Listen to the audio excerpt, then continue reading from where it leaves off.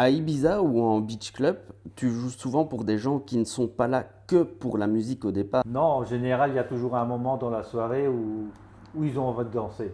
Ouais, c'est Ils ont ça. envie de danser, et du coup, on leur fait plaisir avec un morceau qu'ils connaissent, donc, et c'est ça qui fera lancer la soirée en fait.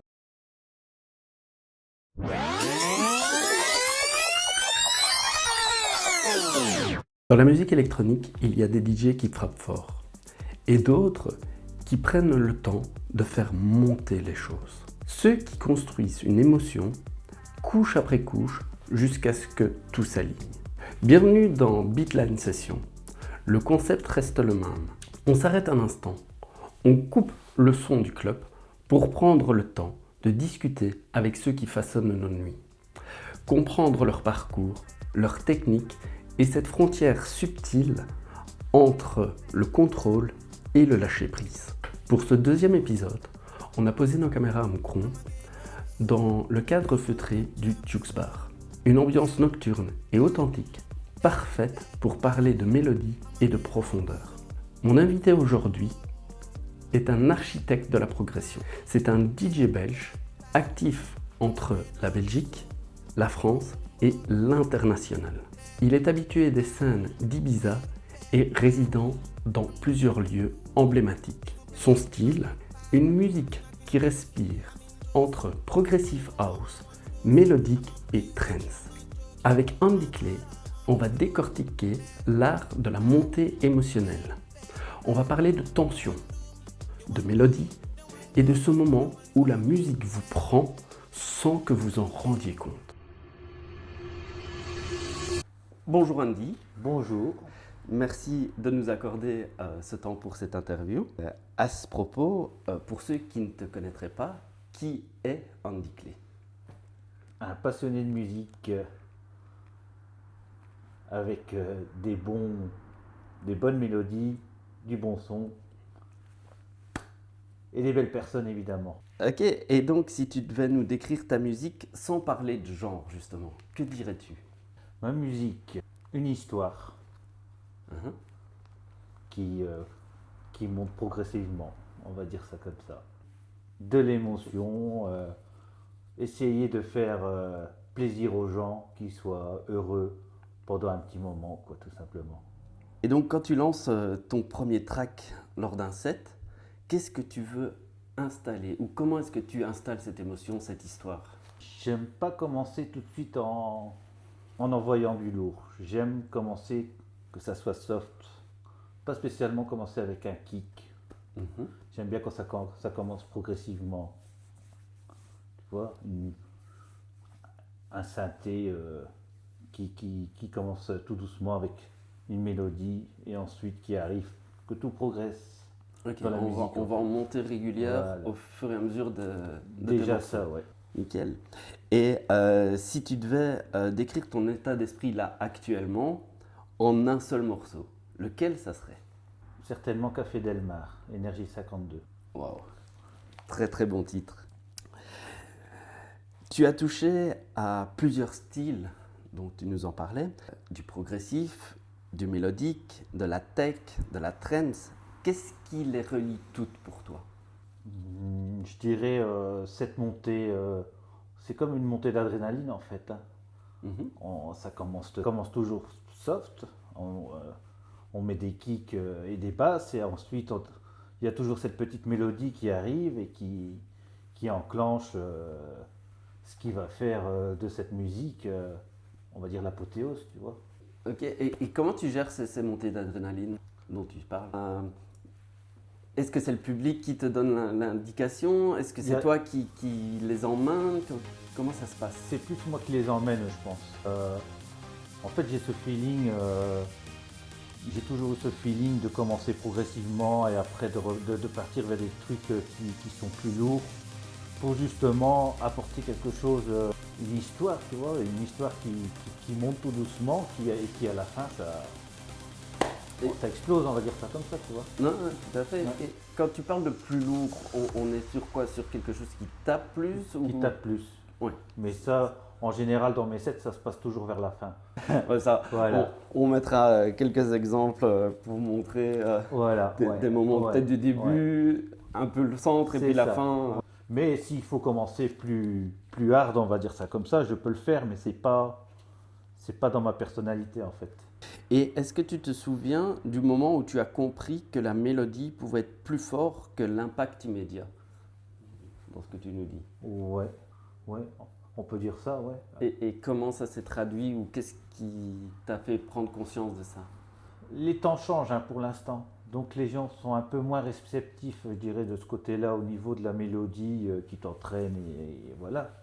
Mais on essaie toujours d'apporter cette histoire avec une mélodie que les gens connaissent pratiquement à chaque fois, quoi. Une mélodie que les gens ont connue il y a 30 ans ou il y a 20 ans. Donc j'essaie d'apporter ça et toujours cette petite touche que les gens connaissent, donc voilà quoi. Des morceaux d'accroche rassurants. Que les gens accrochent, Que- malgré que parfois j'aimerais leur apporter plus de nouveautés, mais c'est pas évident dans ces temps-ci, parce que les gens ont toujours cette habitude d'être nostalgiques à ce qu'ils connaissent. Donc j'essaie d'apporter un peu des deux en fait. Ok. Tu comprends? Ouais, ouais, tout En à fait, voilà, il y a des morceaux qui sont remis au goût du jour, mais que les gens ne connaissent pas spécialement. Donc, Un exemple? un exemple, il y a Joris Vorn qui reprend des morceaux comme Solid Session de Format One, Ok. qui pour moi, c'est une œuvre d'art. S'il nous écoute, bah, le compliment est passé. Et est-ce que ton oreille s'est formée plutôt en club ou plutôt en écoutant de la musique de par toi-même? En club. Quand j'avais 18 ans, j'étais parti dans les clubs pendant tout le week-end, quoi. Je sortais partout en Belgique. Et petit à petit, j'étais toujours souvent derrière le DJ, quoi, pour voir un peu comment ça fonctionnait. Voilà, qui à la base, pour moi, était une passion. Et c'était pas un objectif pour moi à cette époque-là de devenir DJ encore. Ça, c'est venu après. Et vu comment ça fonctionnait, je me suis dit pourquoi pas essayer dans cette direction-là. Et ça a tout de suite décollé. Ouais, c'est ça. Donc beaucoup d'observations, Ouais. beaucoup d'autodidactes Ouais. pour apprendre et puis Ouais. toi-même passer derrière la platine. Ouais, j'ai galéré, mais j'ai toujours tout fait moi-même. Il n'y a personne qui m'a appris quoi que ce soit. J'ai toujours Mhm. bien visionné un peu les DJ, comment ça se déroulait, écouter les radios chaque semaine, chaque week-end. Je ne faisais que ça. Et puis il y a le talent. Voilà, ouais. Le talent, ouais. Et justement, à tes débuts, quand tu as commencé comme ça, est-ce que tu cherchais à faire monter une émotion ou ça c'est venu avec l'expérience? Un peu des deux. Un peu des deux, mais l'émotion a été là directement. Ça, il fallait qu'elle soit là. Ouais, il fallait que ça pop, Ouais. je dirais. Ouais, on peut écouter mes sets du début, on va tout de suite remarquer qu'il y a de l'émotion dedans. Ouais, il y avait déjà cette patte handiclée. Ouais, Ok. Et pour toi, du coup, c'est quoi une bonne montée? Vu qu'elle est progressive pour toi, ouais. comment la décrire pour les Alors, gens qui nous regardent? Une bonne montée, du début à la fin du style, quoi, on va Ouais. dire ça comme ça. D'accord, alors, une bonne montée, on commence déjà avec un BPM assez bas, quand on est en grosse soirée, et on commence alors avec un style progressive house, pas spécialement un truc que les gens connaissent, hein. Voilà, on joue ça pendant une demi-heure, et après on commence à passer vers un style que les gens connaissent petit à petit, donc on va vers de la mélodique house, et après vers de la trance, voilà, et après je peux terminer en techno, pourquoi pas, ouais, je peux m'adapter en fait. Ouais, Et c'est ça que j'aime bien, c'est ça que j'aime bien dans mes sets, parce que je commence toujours progressivement, comme à chaque fois, quand on en parle, progressivement, et je termine toujours en apothéose, quoi. Bon, je t'ai déjà entendu terminer souvent avec Opus, non? Ah, là c'est pour rebaisser Ça, c'est le morceau final. C'est en le morceau général. final, ouais, Ouais. celui qui donne les dernières forces. Et... C'est ça, ou alors on termine toujours avec un Rui da Silva, ou alors un Yellow Screen, Out of Time, dans ces genres-là, tu vois. Voilà, quand il faut monter, mais il y a toujours Ouais, la ouais, redescente ouais. quand on voit qu'on va trop loin. Et donc, justement, dans ces montées, est-ce que tu as peur du silence? Donc, ce que j'appelle un silence, c'est de marquer une pause, d'avoir vraiment un gros down avant une remontée ou repartir sur un kick bien puissant. Pas du tout, moi, ça me convient parfaitement. Tu les laisses, toi, tu peux ne le les coupes faire. pas. Non. Non, il y en a qui le font, mais moi, je les laisse en général. Ouais. Et est-ce que ça apporte quelque chose de différent En fait, tu vois qui sont les puristes et qui ne le sont pas dans la soirée. Ok. Et en général, les puristes adorent ça. Donc, c'est toujours eux qui sont là au bon moment et ça passe bien, ça passe crème. Impeccable. Comment tu gères la tension dans un set sans perdre le public? Donc c'est de voir que justement on parlait, tu Ouais. me parlais des puristes, tu me Ouais. parlais qu'il y avait Ouais. les autres, Ouais. donc tu as un mix de ces gens-là face à toi, Ouais. et comment tu arrives à les garder sous tension tout au long? J'ai toujours une vision sur le public. Ouais. À chaque set, si je vois que ça ne prend pas, je vais tout de suite passer à autre chose. Ok, tu changes. Je change pas spécialement de style, je Mhm. leur mets quelque chose qui va qui va leur donner le déclic de reprendre quoi, directement. C'est ça. Et donc tu ne coupes pas forcément ton morceau, Non. tu le laisses quand même aller et tu switches Ouais, sur ouais, quelque chose de ouais. plus rassurant pour eux ou Oui, qui va mais si je vois aller que les ça- rechercher. Si je vois que la piste vide d'un coup ou quelque chose comme ça, je vais pas tarder sur le morceau, je vais quand même passer directement à quelque chose d'autre. Ok. Et justement, comme tu joues beaucoup sur la durée, comment tu décides du moment où tu libères l'énergie? Il y a toujours un certain moment où tu peux lancer les morceaux de toute façon. Hein. Je vais pas lancer un morceau en plein break d'un morceau par exemple. Mhm. Mais si le kick reprend juste après, je sais à quel moment, par exemple, dans les 30 secondes qui vont suivre, je sais à quel moment je dois lancer mon morceau. Oui, c'est ça. Mais maintenant, ici, moi, la question, c'est plus. Donc, on a commencé, on monte progressivement, Ouais. puis tu as quand même ce moment, même si toi, ton apothéose arrive souvent en fin, il y a Ouais. quand même ce moment où tu vas monter. Ah oui, il y aura forcément. Et puis, Oui. où tu Ouais. sens cette chaleur. Ouais. Et donc, Ouais. ça, comment est-ce Ouais. que tu arrives à le déterminer? C'est le Ah, public qui te le renvoie? En fait, c'est parfois, toi je fais parfois des warm-up et je dois mixer pendant 4-5 heures pendant la soirée, hein, ça Mhm. arrive. Et voilà, j'attends que le monde arrive sur la piste pour claquer vraiment le morceau qui va déclencher la soirée, en fait. Hein. Il y a toujours ce moment où tu dois te lancer et te dire, voilà, les gens sont là, maintenant, tu peux y aller, quoi. C'est maintenant qu'il faut lancer le bon morceau et à tel moment. Et justement, est-ce que tu dirais que c'est le moment précis où tu sens que la musique ne t'appartient plus, mais appartient à la salle? Ça peut arriver, ouais. Ouais. Ça t'est déjà arrivé? Oui, ça m'est déjà arrivé. Ça doit être quelque chose qui donne le frisson, qui... Ouais. Et je peux lancer le morceau qu'il faut au bon moment. Donc moi j'ai toujours ce timing qui tombe toujours au bon moment en fait. Je sais à quel moment le lancer et si je lance la soirée à ce moment-là, je sais que c'est parti pour toute la soirée. Oui, c'est ça. C'est ce qu'il faut. Hein. Et c'est il faut quoi? ça- C'est un feeling? C'est un feeling, il faut savoir gérer. Savoir gérer. Ouais, je connais des personnes qui n'y arrivent pas. Oui, c'est ça. Donc c'est plus qu'un feeling, c'est une gestion que tu as C'est appris une gestion, ouais, à moi, mettre en place. c'est une vision sur le public qu'il faut de toute façon. C'est ça. Donc il y a ton expérience, ton feeling, ta vision, Ouais, ta gestion. Ouais. Donc au ouais, final, et c'est... adapter un peu ma musique au public, voilà, tout simplement. Et de l'adaptation. Voilà. Donc c'est pas juste je viens, j'appuie sur des boutons. Non, c'est... non, on est à une époque où on peut plus le faire. C'est bien de le savoir. Tu as aussi joué dans des très grands clubs, tout comme tu as joué en beach club, à Ibiza, en Belgique, ailleurs. Est-ce que tu joues la même musique partout ou est-ce que tu t'adaptes aussi au lieu? Je m'adapte au lieu. T'adaptes au lieu. Ouais.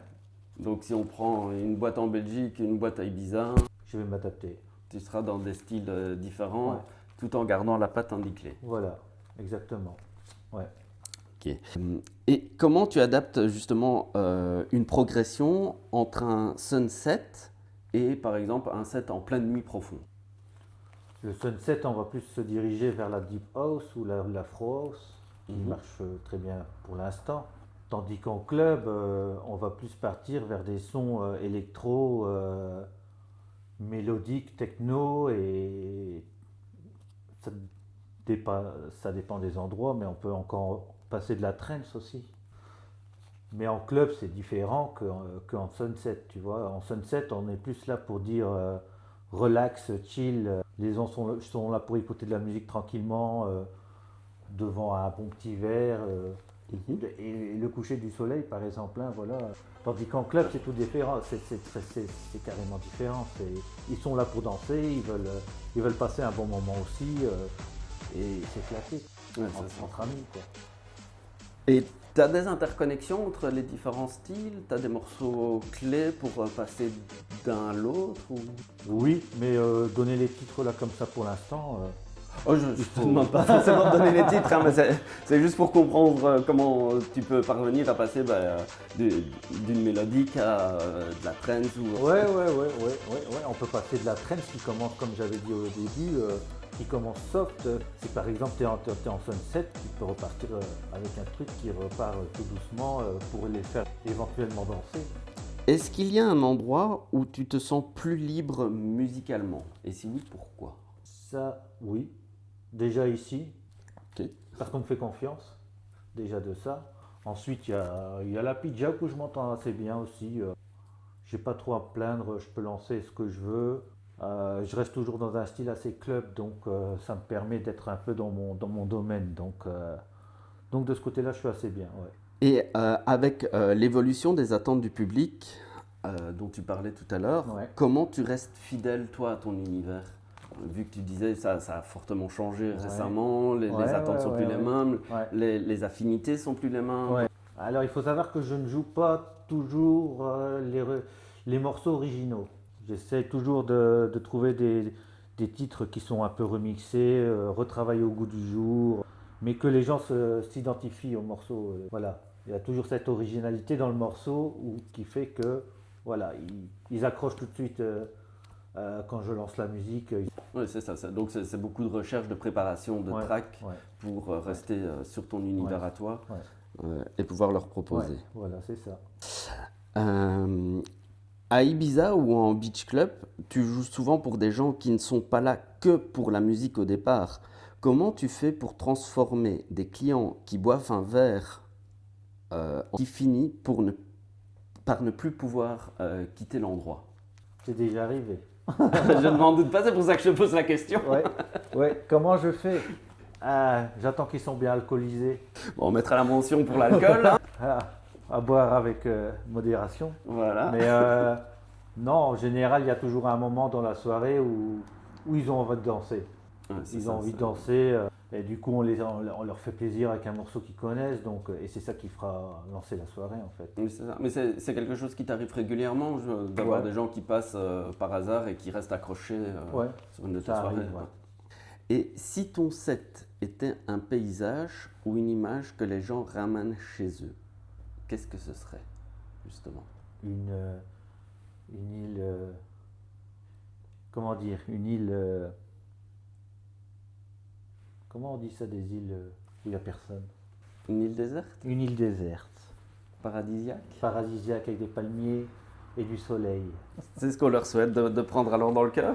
Donc, ici, on a passé un moment super suspendu au Duke's Bar à Moucron avec toi, Andy Clay. Merci beaucoup pour le temps que tu nous as accordé. Merci à vous. Est-ce que tu as, toi, un élément qu'on n'aurait pas abordé, que tu veux apporter ou quelque chose, une signature à toi? Oui. Suivez-moi sur Facebook. Ah, tout à fait, les réseaux. Mais où est-ce qu'on peut te suivre? Sur Facebook, Excuse-moi. sur SoundCloud, sur Instagram. Il y a des nouveautés qui arrivent, que ce soit en production ou en soirée. À l'international aussi. Donc, il y a du nouveau. Suivez-moi. Ok, ben, très bien. Et donc tu nous dis qu'il y a des nouveautés qui arrivent. Tout est sur les réseaux, Oui, ils retrouvent tout là-bas. oui. Pour Ok, l'instant, bah, c'est encore un petit peu secret, mais il y a du nouveau. ça marche. Bah, écoute, on va mettre tous tes réseaux en description de cette vidéo pour que les gens puissent bien entendu te suivre. N'hésitez pas également à vous abonner à la chaîne Bitline Session, les amis. On a des personnes intègres, comme on dit, qui viennent une fois par mois nous parler de leur passion, nous parler de ce qu'ils aiment faire.